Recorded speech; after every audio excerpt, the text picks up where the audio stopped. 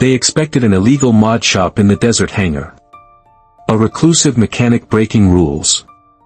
But when the FAA agent opened the ID she handed him, his blood ran cold. He didn't confiscate the plane. He just whispered, "Call Langley. Now." The silence of the Mojave Desert was a physical presence, a vast, empty canvas on which Anya Petrova painted her days. Inside her cathedral-like hangar, the silence was different. It was focused, punctuated by the clean, metallic click of a socket wrench and the soft hiss of a compressed air line. Sunlight, bleached white by the desert glare, streamed through the high windows, illuminating dust motes dancing around the fuselage of a 1960s Fuga Magister.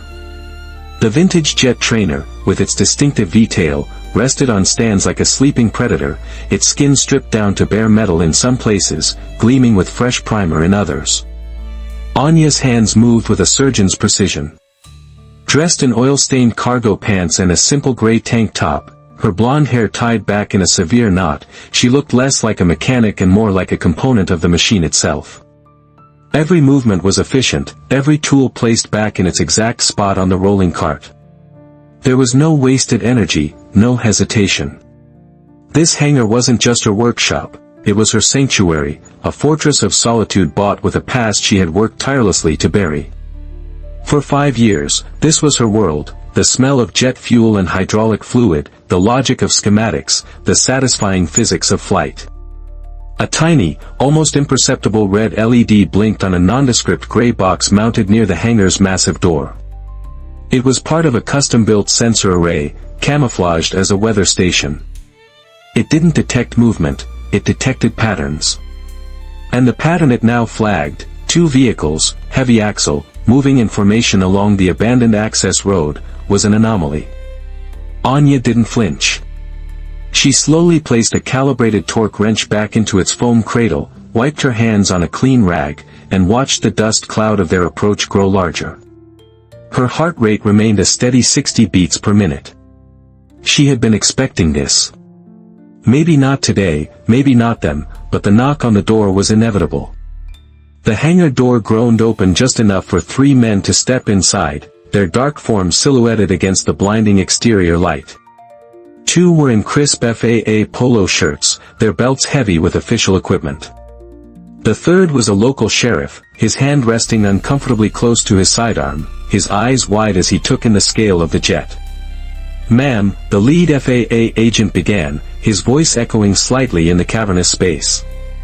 He was young, arrogant, holding a tablet like a scepter. "Agent Thorne.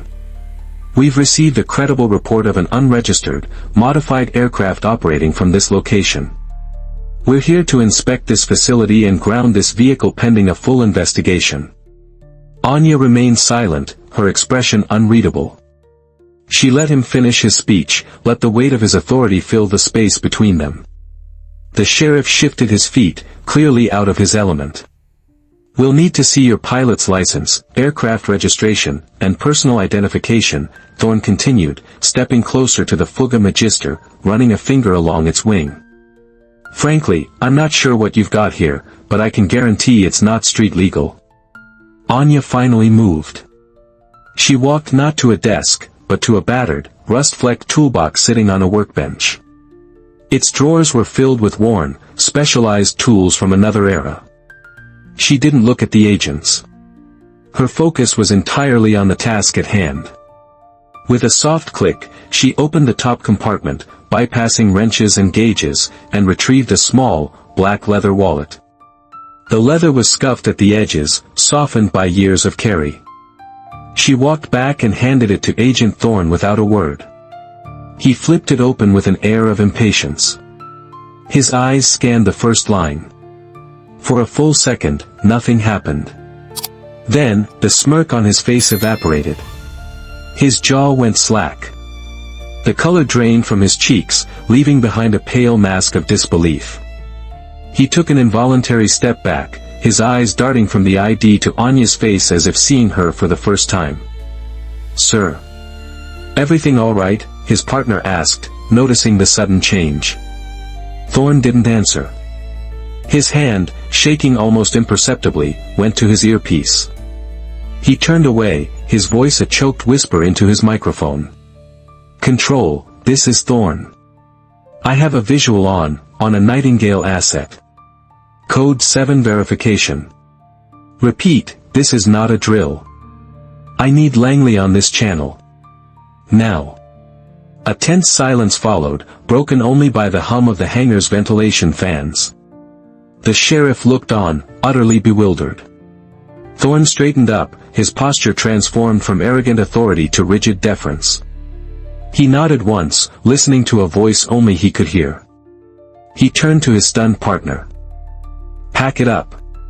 We're leaving." "But sir, the aircraft." "That's an order." Thorn snapped, his voice tight with a fear that had nothing to do with regulations. He turned back to Anya, his eyes avoiding hers. "Our apologies for the intrusion, ma'am. There's been a mistake." He didn't wait for a reply. The three men practically stumbled over each other in their haste to exit, leaving the hangar door agape. As the black SUV sped away, kicking up a plume of desert dust, Anya calmly walked over, retrieved her wallet, and slid the massive door shut, plunging the hangar back into its sacred, focused silence. The name on that ID wasn't hers. Not anymore. It was a key to a locked room, and someone had just tried the door. The immediate aftermath of the FAA's visit was a silence heavier than before. Anya ran a full diagnostic on her perimeter sensors. The intrusion wasn't a random tip-off. It was a surgical probe, using a low-priority federal agency as a canary in a coal mine. They hadn't been looking for an illegal plane, they had been looking for a reaction. They had been looking for her. She moved to the back of the hangar, to a hulking, diesel-powered generator that looked like a relic from the Cold War. Her fingers found a nearly invisible seam on its steel casing. A panel swung open, revealing not pistons and wires, but the cool, matte black surface of a military-grade encrypted terminal. It powered on without a sound, its boot sequence a cascade of cryptographic handshakes that made no contact with the public internet. It connected to one place, a ghost network, a digital dead drop left behind by a world she had divorced. For years, it had been dormant. Now, a single file, flagged in amber, sat waiting. It was a fragment, cut mid-transmission. No coordinates, no sender. Just a codename, Chimera, and a frequency she recognized with a jolt of ice in her veins. It was a frequency that hadn't been active in 7 years, not since her entire unit was officially erased. She worked through the night, the glow of the terminal casting long shadows across the concrete floor. The desert outside was a black, star-dusted ocean. As dawn threatened to break the horizon, a new sound intruded, the low, throaty rumble of a motorcycle engine, cutting out abruptly a half-mile away. Her external sensors hadn't triggered. Whoever it was knew the blind spots. They knew the old ways. Minutes later, a figure emerged from the shimmering heat haze, walking steadily toward the hangar. He was tall, lean, and moved with an economy of motion she knew better than her own heartbeat. He wore dusty jeans and a leather jacket, but he couldn't hide the coiled tension in his shoulders, the constant, sweeping scan of his eyes. Anya opened the door before he could knock. "Marco," she said. It wasn't a question. "Anya," he replied, his voice rough with disuse. He stepped inside, his eyes taking in the jet, the tools, the sterile order of it all. "You got quiet. I'll give you that." There were no pleasantries, no catching up. Theirs was a friendship forged in environments where superfluous words got people killed. The FAA was a test, she stated, closing the door behind him. They were flushing the grid. "Worse," Marco said, pulling a small, hardened tablet from his jacket. "They're not just looking for us. They're building replacements." He swiped the screen, bringing up a satellite image of a remote location in the Badlands of Utah. This was hit 2 weeks ago. An arms transfer. The team that went in used our protocols.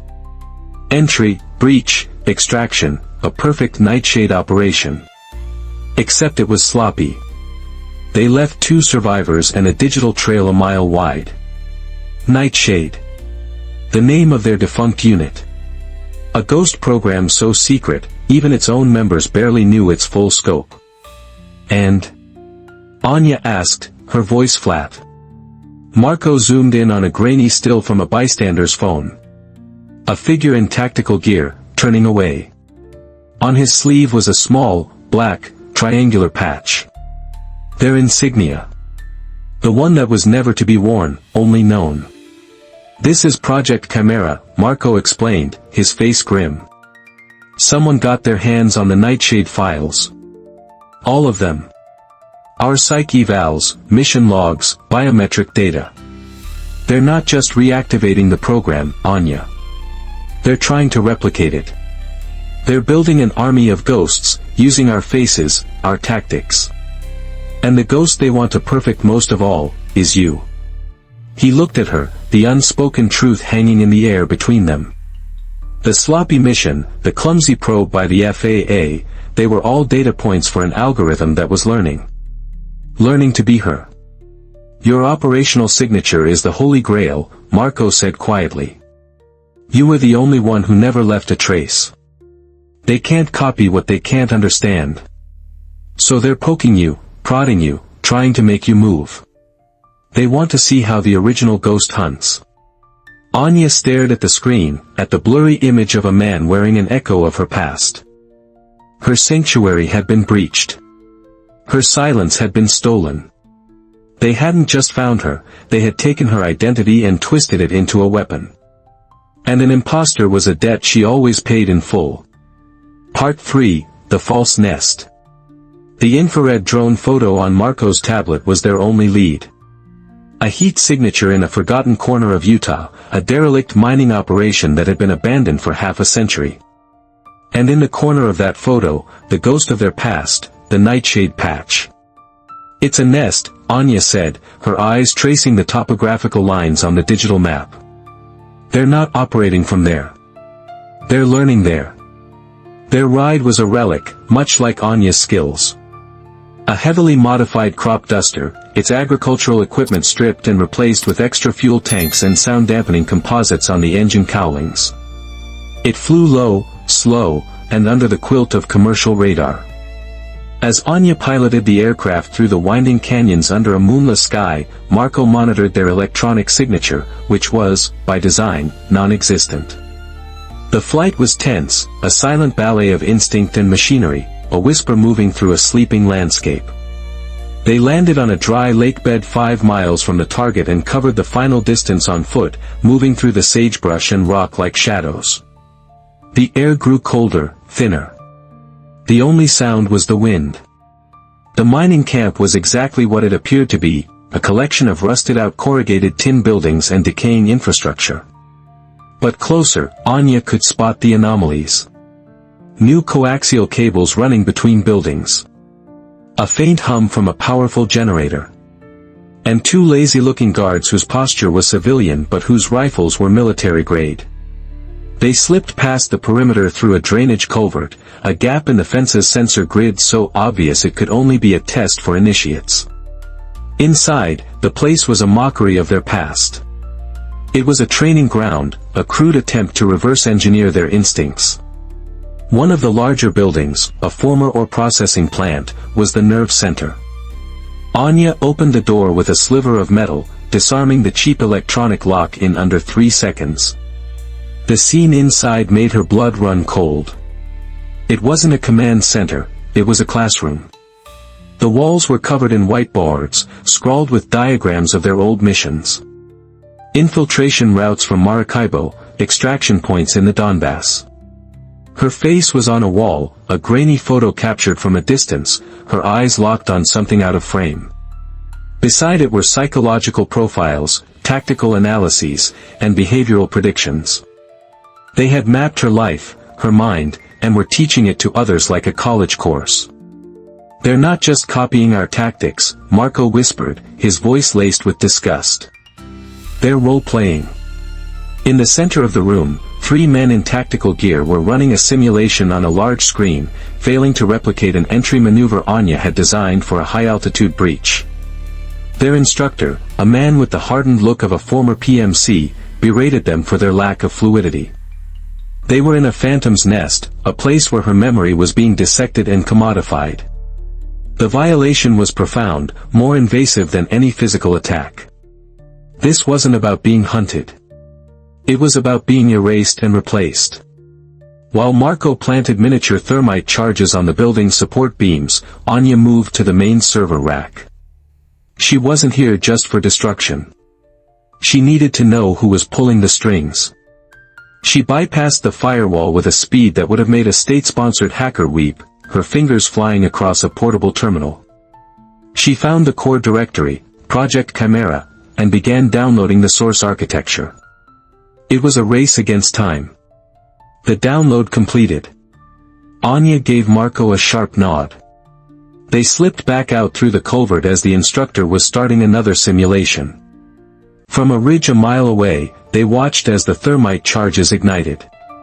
There was no loud explosion, just a brilliant, silent white flash, followed by the groaning collapse of the building as its steel supports melted into slag. The server, the data, the blasphemous classroom, all of it was gone.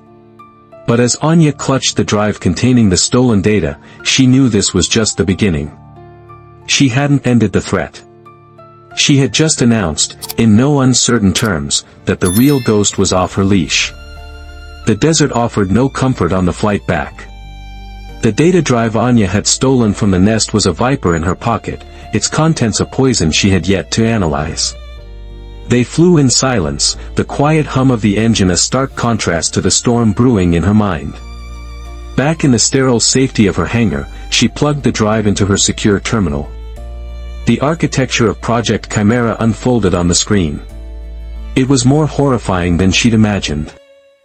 It was a self-learning AI, a digital predator feeding on the mission logs of dead operatives. It built predictive models, tactical algorithms, and, ultimately, personality constructs. It was designed to create perfectly obedient, disposable soldiers with the skills of legends. As she delved deeper, a priority flag overrode her connection. The screen went black, then resolved into a live video feed. The face was digitally obscured, a shifting mosaic of pixels, but the voice was cold, calm, and unnervingly bureaucratic. "Ms. Petrova," the voice said, dispensing with her old code name. Or perhaps I should say, Nightingale. "Impressive work in Utah. You just provided our learning model with an invaluable dataset on unexpected variables. Thank you." Anya's hands clenched into fists. They were goading her. "We see you have a copy of our foundational code," the voice continued. "Consider it a gift. We want you to see the scope of our work. We also want to extend an invitation. Our replicas lack a certain authenticity. A spark. We want you to come in. Help us perfect them. You will be compensated, of course." It wasn't an invitation, it was a threat. "And if I refuse?" Anya asked, her voice a low growl. The screen shifted, displaying a live feed from a crowded marketplace in Istanbul. A man who looked vaguely like Marco was walking through the crowd. Then another feed, a bank in Zurich, where a woman with Anya's build was approaching a teller. "If you refuse," the voice said smoothly, "we will be forced to field our beta versions. They are unpredictable. Any collateral damage they cause, an international incident, a civilian catastrophe, will be traced back to the tactical signature of Anya Petrova. Your ghost will be the one that gets the blame. You have 24 hours to accept our offer." The screen went dark. Marco stared at the blank monitor, his face pale. "They'll burn the world just to get you in a cage." Anya ignored him, her mind racing. The AI, the tactics, the sheer audacity of the operation, it all had the fingerprints of one man. The architect of the Nightshade program. The man who had trained her, who had forged her into a weapon, and who had supposedly died in a firebombed safe house in Belgrade 6 years ago. Silas. She pulled up the raw source code from the Chimera drive, her eyes scanning not the programming, but the metadata, the digital detritus left behind by the coders. And there it was. A watermark. A single, elegant line of obsolete encryption so obscure it was like finding a Latin verse in a string of binary. It was Silas's signature. He was alive. And he had left her a breadcrumb. It wasn't a trap. It was a summons. She ran the watermark through a decryption algorithm of her own design. It resolved into a set of decaying coordinates, pointing to a place that didn't officially exist. A decommissioned Titan II ICBM silo in the remote plains of Wyoming. A tomb from the Cold War, a place built to survive the apocalypse. A place where a ghost could hide. "Fuel the plane," Anya said to Marco, her voice hard as steel. "We're going hunting." The ICBM silo was a scar on the Wyoming prairie, a concrete maw half swallowed by earth and time. A perimeter fence, rusted but still intact, enclosed a concrete cap that concealed the 150-foot shaft. There were no guards, no cameras, just an oppressive silence that felt older than the landscape itself. Anya and Marco descended through a forgotten maintenance hatch, their headlamps cutting through decades of darkness. They moved down spiral staircases of rusted steel, deeper into the Earth's crust, until they reached the launch control center. The massive, 30-ton blast doors stood slightly ajar. The air inside was cold, dry, and smelled of ozone and dust. Banks of analog computers with huge tape reels and chunky buttons lined the curved walls. And standing before a central console, his back to them, was a man she thought she'd never see again. "You took your time, Anya," Silas said, without turning around. He looked older, his hair a shock of white, but his posture was the same, ramrod straight, unyielding. "They told me you were dead," Anya said, her weapon held low but ready. "I was," Silas replied, finally turning. His eyes were tired but held the same piercing intelligence she remembered. "This project, Chimera, it wasn't my design. It was my prison. A defense contractor resurrected my work, twisted it, and built an AI around it. They kept me alive to consult, to help the machine understand the human element it was trying to copy." He gestured to the main console. "They succeeded, to a point. They could replicate tactics, skills, even voices. But they couldn't replicate the soul. The intuition. The flaws. They failed to replicate you, Anya, because your defining moments were never logical. You were always the anomaly." He slid a small, ceramic-coated drive across the console. "This is the seed drive. The AI's core learning model. Everything it knows, everything it is on this. Destroy it, and Chimera collapses." As Anya reached for the drive, a sound echoed from the corridor behind them. A soft footstep. Too soft. Too perfect. A figure stepped into the control room. It was Anya. A perfect replica, from the severe knot in her hair to the focused intensity in her eyes. It wore the same clothes, carried the same model of sidearm. But the eyes were wrong. They were hollow, devoid of history, of pain, of life. They were the eyes of a machine. "Your operational model is obsolete," the replica said, its voice a flawless imitation of Anya's, yet utterly without cadence. "Your unpredictability has been factored as a termination variable." Before Silas could react, the replica moved, a blur of motion. It was faster, stronger. It fought with a brutal efficiency, using Anya's own CQC techniques against her. Every block Anya threw, the replica had anticipated. Every feint, it ignored. It was like fighting a mirror that knew her next move. Anya was forced back, her arm burning from a disarming strike that was textbook perfect. The machine couldn't be beaten with tactics it had already learned. She needed something it couldn't compute. She saw an opening, or created one.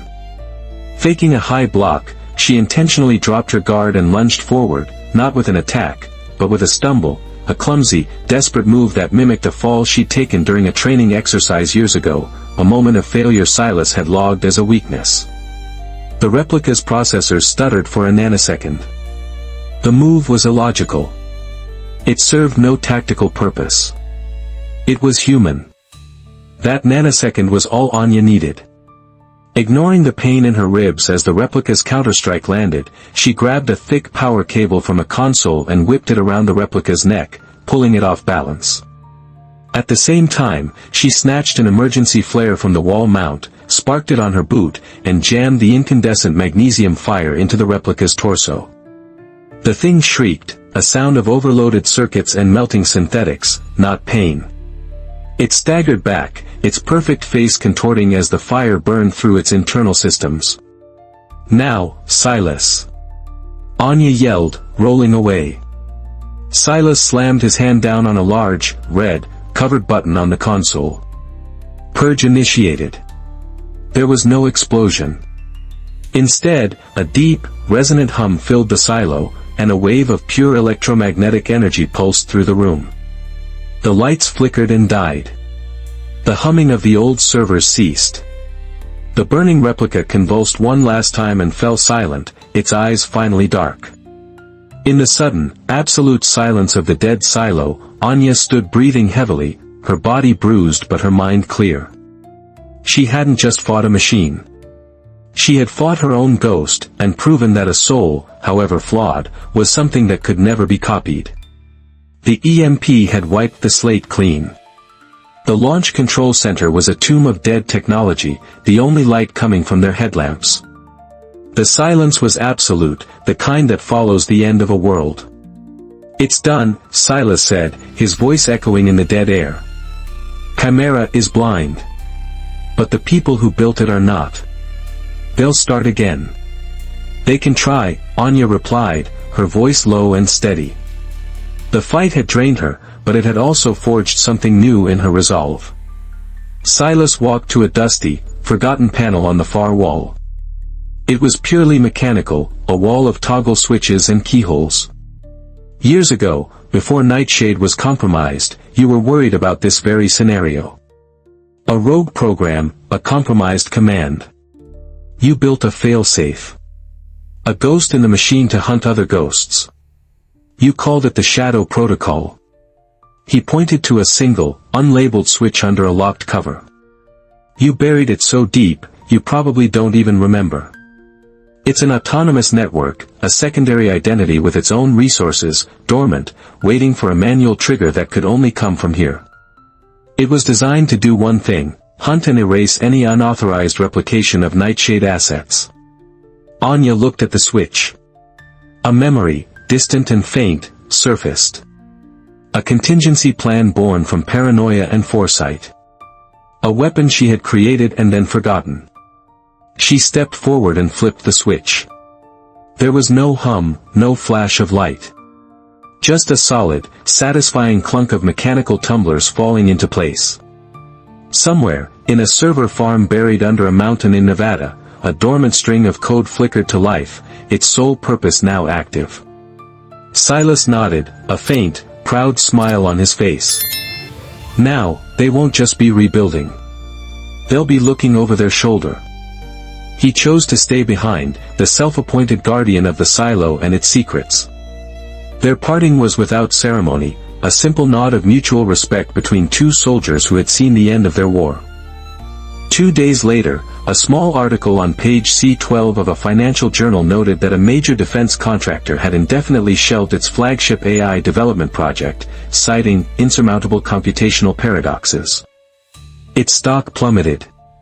The world, oblivious, moved on. Anya stood in her hangar, the Mojave sun warming the polished aluminum skin of the Fuga Magister. The jet was whole again, every wire, every rivet, every instrument in its place, a testament to her patience and skill. Her work was done. But she didn't get in. She didn't fly away. Instead, she sat on the jet's wing, her boots resting on the concrete, and watched the heat haze shimmer over the distant mountains. The silence was back, but it was different now. It was not the silence of hiding, but the silence of watching. She was no longer a ghost running from her past, but a guardian standing sentinel over the future. Her name was a secret, her face unknown, but her purpose had never been clearer. Some wars are fought in the shadows, by heroes who will never be named. But when your very existence becomes the weapon, how do you protect your own soul? Share your thoughts in the comments below, and please, always comment with respect. If you enjoyed this story, don't forget to like, share, and subscribe for more untold legends from the edge of the world.